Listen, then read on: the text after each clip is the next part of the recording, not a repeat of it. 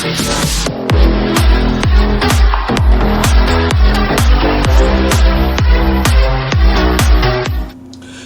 Moondoggie here, and welcome to another review.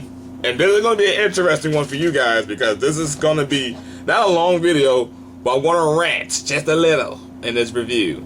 I mean, I'm going to review it, most definitely, but I'm also going to rant just a little bit. So, with that said, everybody, let's jump in. Kingdom Hearts VR. Okay, so, the immersion.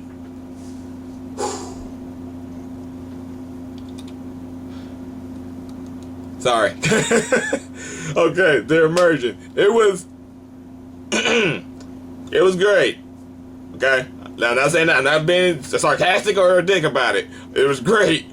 But the problem is you couldn't move. I kind of hated that 100% of the time because I felt like you should at least be able to move. At least. I know it's following a script, but you could at least move. At least. Hand-wise, at least. Or actually has to come control. Excuse me, sorry. Oh, God, my nose is... What the... Oh, Jesus Christ.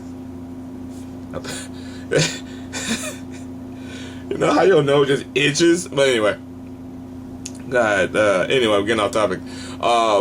I think it would have been nice to be able to move. Because you could. Which kind of destroyed the immersion. Because being there was like 60% right there. Like, oh God, I'm here. What I'm gonna do? Nothing. Ouch.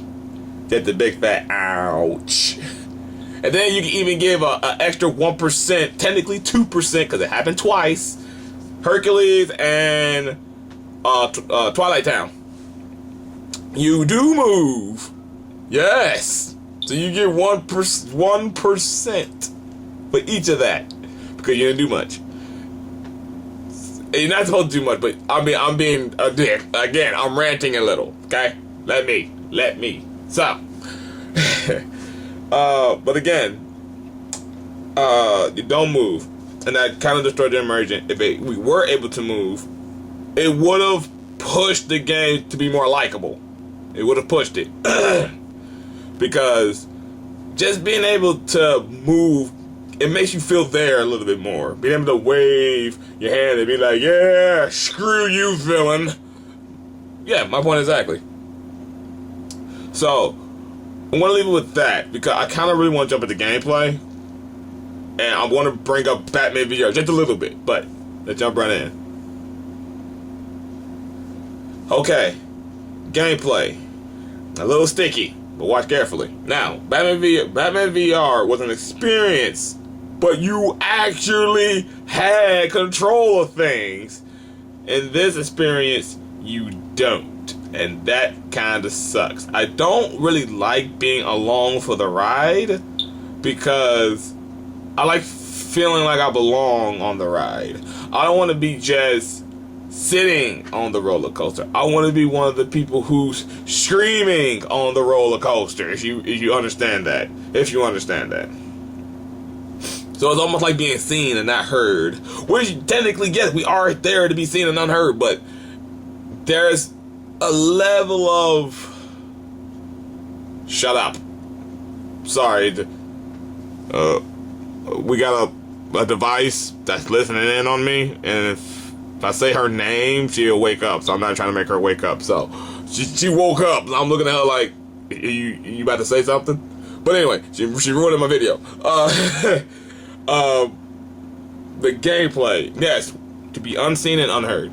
But at least in Batman, we were technically unseen and unheard in retrospect, but we were engaging.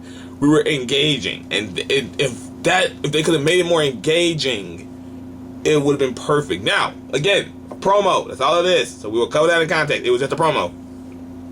But I feel like I really wish it could have been a little bit more engaging. Let's get to specifics now. Round 1, the gummy ship. I feel we should be able to move, control the steering wheel, looking back and forth between Goofy and Donald was fine. But I wanted to move that ship. We should have been able to move the ship. when it came down to opening the portal. I think we could have as easily picked up that Keyblade, did a little wave, and pointed straight. Like, pointed straight. I'm pretty sure we could have, y'all could have did something to allow us to do that. I mean, come on, it's not rocket science.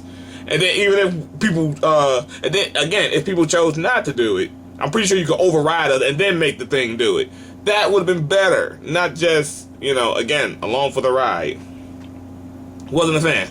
So, now, the rule of being along for the ride when we were traveling through the kaleidoscope. Yes, I said it right. A kaleidoscope. We had all the multiple colors and pictures of the entire adventure-ish of Kingdom Hearts. That was beautiful. I enjoyed that. I'm like, wow. Man. And this is what a kaleidoscope does to you. It has so many things happening at once. You cannot but help be drawn in. You can't help but look around. You can't help but like, okay, that happened. What's happening here? I remember that scene. And this and this and that. It made the ride along good. But not when you're trying to interact with people. It doesn't work. So, that's the gummy shit. Get out of here. So now we're going to go to Destiny Island. Now, Destiny Island was a ride along. That was perfect. That was the perfect ride along. Where you're sitting and Riku was talking about wanting to leave the island. That was for you to be just sit there. And yeah, Sora talk, most definitely. But the fact that it's supposed to be like that, that was fine. Gummy shit was a no-no. But this is fine. So we can sit here. Man, I want to travel. Oh, really? I want to travel too, but here's the stupid part. There's a city, like, okay, I want to do this. I want to do this. Kingdom Hearts 2. There was a city or a town right across the way. Like, take a boat, probably a good 15 minutes, rowing hard. It's right there. And then Kyrie looked at the island from the city, so it was not that far away. It was not. So for them to make the first one and have Riku feel like, I want to get off this island. There's a city right there. You acting like we at Hawaii. You acting like we are separated from. You acting like we're separated from everything. We're not. Oh God. Oh God. I'm sorry. The first one had so many. But I guess it works because everyone's a child and they're all complaining and they want to shut up. Where are the parents? Where are the parents at? Oh, God. But that's neither here nor there. So, again, just sitting there with Riku and Kyrie, they're talking about wanting to leave the island. And then the theatrics kicked in after the fact, which was good. Perfectly sitting, enjoying it all, taking it in, beautiful. So, round 2, Destiny Island wins. So, round 1 with the gummy ship, you lost. Destiny Island picked up the slack. Boom, 1 for 1. Keep the line moving. We are going to Castle Oblivion. So, in Castle Oblivion, you are engaged by Marluxia, who's accompanied by Naminé. Which, okay, cool, I'm loving it. Donald and Goofy, got your back's ass. Cool, awesome. But I didn't like the fact that this was like neutral and best, but it was also like, and I'll get there as well. First, let's rewind a little bit. I love the kaleidoscope. I love the theatrics of Destiny Island. That was good too. Now let's go to Castle Oblivion. One, Sora moves by himself, which is a little disorienting, because if he's gonna move, let me move him. I can do it. or I'm pretty sure. I'm sorry. It felt so weird because I'm sorry. Like he's moving. I'm like I can do that. I can do that. What's the problem? And the conversation for it Well, I mean, obviously, like I said, it was just the scene where Sora said he would rather sacrifice his heart than have nominate her, which is, that's Sora's way of doing things. But again, I felt like something was missing. That's the problem with that one. I felt like there was a hole somewhere, and I couldn't really put my finger on it. And that's why that one's in the middle so hard, because it's like, but then it wasn't, I can't really, man. So again, it's really hard. It was so hard to say what was good about the scene part. So now if we skip to the theatrics, it's like it was spotty at best, because the theatrics wasn't all that good either, because it was like you got your certain scenes that popped up in the crevices, I think. So it's like pillars, and they popped up in the crevice of the pillars. I didn't like that. You have Marluxia's flowers flying. That was really cool. You had the cars from Chain of Memories. That I would literally almost say that saved it, but it didn't, because there was so many cons.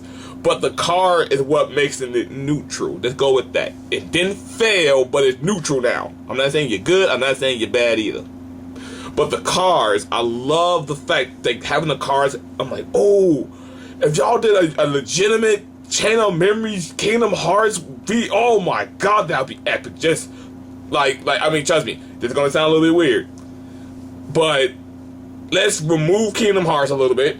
Just 2 seconds. Move Kingdom Hearts for a second. Imagine yourself as a player playing with your friend. I'm doing a reference to Kingdom Hearts 3, which I will get into that in a moment. You're doing a play with your friend, and now the player's going to zoom into real life gameplay, which you have your cards, and you're going to play like Yu-Gi-Oh! In a sense, you're playing like Yu-Gi-Oh! And you'll see what I mean by this. As you guys, let's say he had Riku, I had Sora, and they are actually in a nice cinematic cutscene fighting each other, and I dish out a card, and he dish out a card. It became the game of war, like the tanks war. So I bust out a 5, he got a 9, I got hit. Cool. I'm gonna bust out a 3, he busts out a 1. Cool. Boom. Zeros are specials, meaning if he busts out a number and I toss a 0, I get the win. And then you can combine cards for a special attack. That would have been cool. Oh my god, that would be so cool. I'm sorry, that'd be really, really cool if you asked me. So, but that's how I personally felt, and that's why I really believe the card saved it. So, not bad, not good. So it's in the middle. So let's just say 1-1, and we have a wild card. Okay, cool. Let's move to the next one. Hercules, you're up. Boom. So you use a Keyblade, which again contradicts the Gummy ship, where we got the Keyblade now. You give it to us now, where you could have gave us then, but now you're giving it to us. Whatever. So you get to fight Heartless. +1. That was a huge +1. And I like the fact that it's showing the cutscene as you are progressing through the Heartless, which was really good. But also bad because you can't really look at the theatrics. You have to focus on trying to kill them. So you're doing, it'd be kind of awkward you doing this, trying to look at stuff, but you're just doing this, trying to hit stuff, but you're not really seeing what you're hitting. So it killed, but being able to use a Keyblade really expressed the fact that they can do it. They can make a VR game. Once your Kingdom Hearts, so-called Kingdom Hearts franchise is over with, you can finally make a VR game to be like, guys, it's the last game. I hope you enjoy it. We have a nice little creative story. It's not hugely part of the franchise, but it is symbolic. So I hope you guys enjoy this. I would love it. Like, yes, we got a gang, we got a Keyblade. What are we doing? You're gonna fight Heartless for 1 round, or like 1 mode, and the second mode, you get to play. Okay, how about this? Second mode, you get to fight the Organization 13, like how Kingdom Hearts 2 had. Where with that, you can actually fight them, and that would be actually really, really cool. Very cinematic. How you would fight them. Oh god, I think that'd be pretty epic. I think that'd be really, really epic. And then that'd be one case where You can do your summoning showcase. That'll be your third mode, where you're not fighting nobody, but you're doing a summoning showcase where you gotta do exactly how Sora did, the hand motions and everything to summon a summoning. And that's for all of them, the whole set. So I think that would have been cool. I think that'd be really cool. But again, I digress. It's just an experience, and that's what it did for Hercules. I think I ran it off a little bit too much. So again, it was good. Gameplay wise, theatrics, no. We lost that on Hercules. But it did make up for the level of the depthness into it. It was like really showy. So that's a +1. So 2, 1, neutral. Boom. Okay, so Kingdom Hearts VR experience, you're looking good so far. So, moving onward, Twilight Town. Let's go. Now, I'm gonna sound a little bit biased. I enjoyed it. Okay? Me, this guy here. I enjoyed it. Why? Xion and Axel were always my favorite too. Riku comes number 3. Well, I guess he comes number 2 to Axel. Axel, you come to number 3. But I always liked these guys. They were really, really cool when I played 358. I love 358. One of my top favorite Kingdom Hearts games, behind Kingdom Hearts 2. And just being able to sit there with them, got Xion and Axel, like, man, my guys, my friends, eat ice cream. That's how you do it. That's how you do it. You didn't do that in the gummy ship. You screwed that up, and then you failed it in the Chain of Memories. So now you get the Kingdom Hearts with Twilight Town. Technically it's 358, and you got Axel and Xion here, and we're eating ice cream. Literally, you see yourself consuming your ice cream. I know this is a weird gesture. Stop it. So it's very great. And you even get to the point where you eat it and that's it. It's gone. And then Axel made a stupid, yeah, did you know if you eat this, you get like a winner on it? I was like, oh really? You're lying, no winner on this. I guess I'm a loser. Oh, that's so funny. But again, I believe I should have put that just to, be a little iconic or give it like a little trophy, like one trophy. But I digress. So, again, I enjoyed it personally. And because again, being able to interact with them, not interact, but you're in their presence. You feel like you're in their presence. And the ice cream is interactable, so it's not like you're sitting there like a no, you was actually there. Enjoy yourself. Listen and enjoy the conversation. And trust me, I felt a little bit emotional because like I said, I love 358, and I got a little emotional because she Roxas, me talking about we could run away, we could. Axel looking like I'm contemplating maybe. Xion looking like where the hell will we go? If I could talk, I would have said, what do you mean go? Just go. We don't gotta have a destination. We can just go. We left. Bye. So I personally enjoyed it. And then when it came to the theatrics, which, let me put this out there, everybody's looking. Like they look at the theatrics. I love that. But anyway, it's Chain of Memories. They fucked that up. Anyway, I love the theatrics. So I'm maybe sounding a little bit biased on this one, but I'm also reviewing the fact that it's more engaging than how the Gummy Ship and Chain of Memories was. It could have been more, but they didn't do that. Chain of Memories, like I said, Disney Island did what it's supposed to. You're sitting there. You're just sitting there. But, and that's also how the cutscene was. Versus this, the cutscene was you were eating ice cream. So it works. The Gummy Ship, you actually gave us hand gestures that we can actually do this.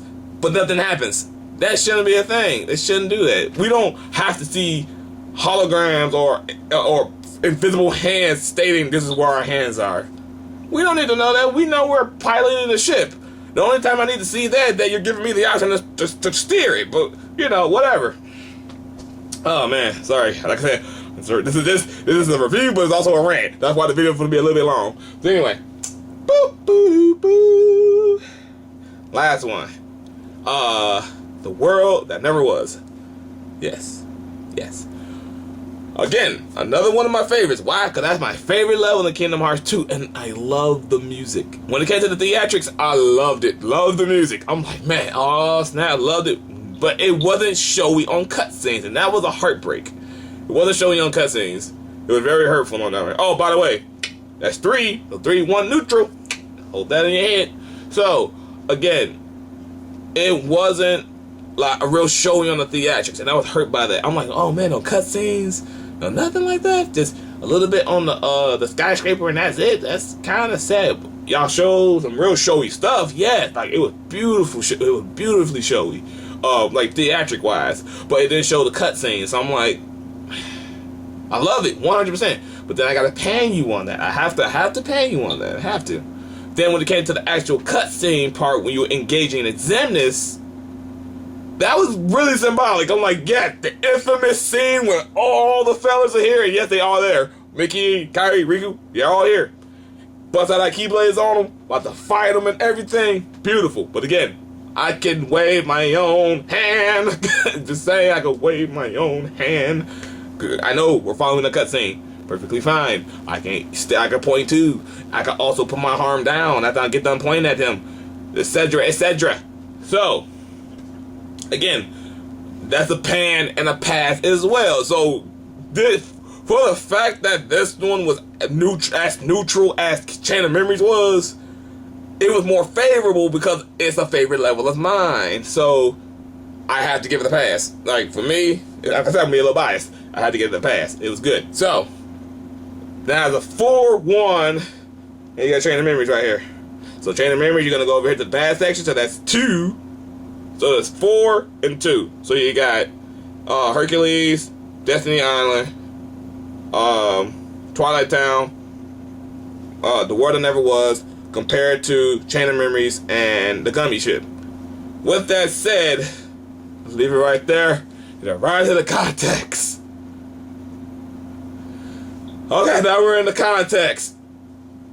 The context is, this is a promotion for Kingdom Hearts 3, meaning everything that I said about it is obviously I cannot pan it on that. I can leave my grade 4 as it was, but I can't pan it and be like it was terrible, because it's just something that's promotional. That's all it is, promotion for the third Kingdom Hearts game. All that, but anyway, I digress. If it did come down to it and it was going to make a game for it, please take a lot of things into account. That's all I asked for, to be honest with you. But again, this was just in promotion. So it did do what it's supposed to for promotional value. It did that for promotional value. It did great on promotional value. That's perfectly fine. But other than that, if it was to make a game, please, I hope y'all think long and hard on it. That's all I ask. All I ask. So that's why content is going to be really, really short. It just to get that out there for you guys. So, onward to the overall. Okay, to sum this up. Was it replayable? It actually is replayable. I won't lie. Would I replay it? Yes, I would. Because the nostalgia really plays a high level value. It plays a high level value. And if you have that strong level of love for the character, that strong level of love for the character, you're all for it. You're all for it. Versus if I recommend it to anybody, yes, I would. Because it's Kingdom Hearts. Why the hell wouldn't I? So, this is a pass for an experience that had a huge flaw. Like how Batman had huge flaws. But with this, like if I recall correctly what I did with Batman, yeah, would I recommend it? Yeah, I would. It's such and such for Batman. But then it's like, he got his flaws. Versus Kingdom Hearts, yes, recommend it. It got flaws. So I would definitely replay this game, and it was good. It's passed most definitely. Like it passed most definitely. But on a nostalgia point, if it didn't have that level of nostalgia, man, this game would have flopped. Talk about worst promotional game ever. But no, it didn't do that. So it did what it was supposed to, and I really enjoyed it.